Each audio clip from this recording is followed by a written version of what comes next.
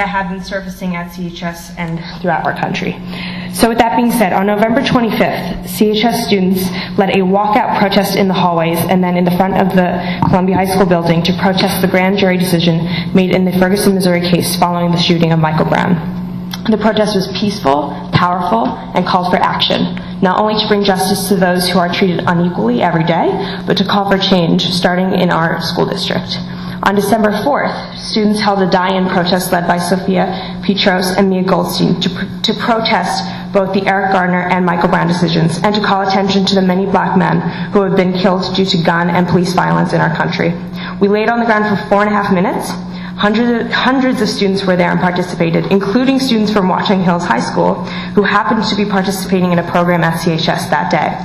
I have to take a moment to say thank you to our phenomenal principal, the entire CHS administration, Mr. Memley, and of course the awesome students, especially the leaders of the protest, Mia and Sophia, who helped make this happen.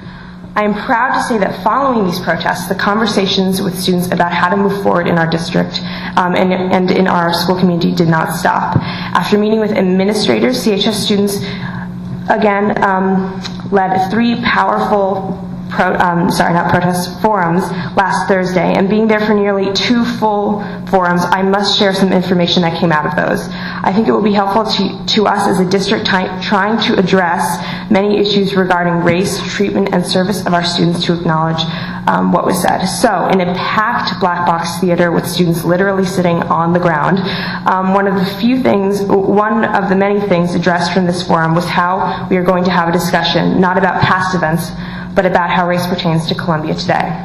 One of the questions asked was, how diverse are we? Are we an inclusive community?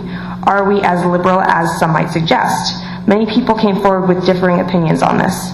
Race isn't the only thing that makes us diverse, students said. Diversity is seen in so many different aspects of our school. We acknowledge together that we need to work to create dialogue, and it is okay to diverge from the status quo, to share different ideas, and allow people to do so openly and understandably. This has unfortunately not always been the environment at Columbia.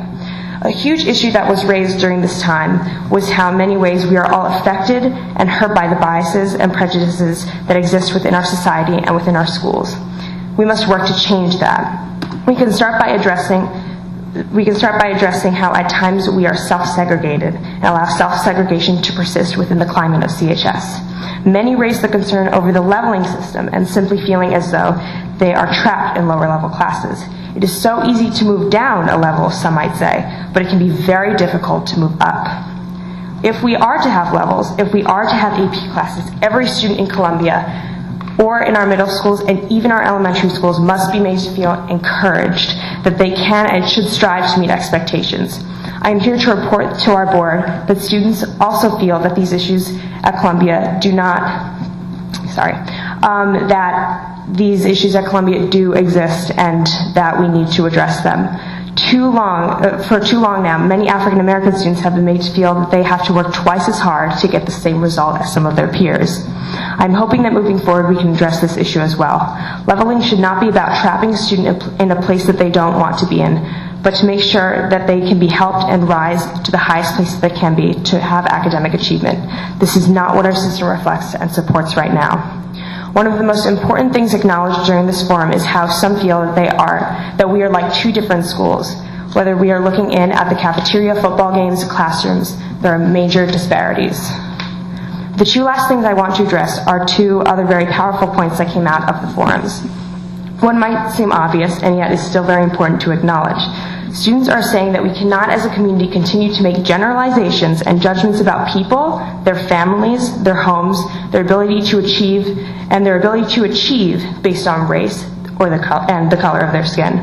They feel that these generalizations are being made one way or another, and this must be pointed out and stopped. The conversation about race needs to be happening earlier than high school. Let's address how we are talking about race in middle school, elementary school. Let's encourage the conversation, not condemn it. In closing, I'm asking our board to move forward, whether it is with a consultant, talking with teachers and administrators, or discussing these issues, to think about what our students have said. Think about how the problems still exist, and we must move quickly to address them. A year should not have to go by for things to happen. Students want to see changes now. Thank you.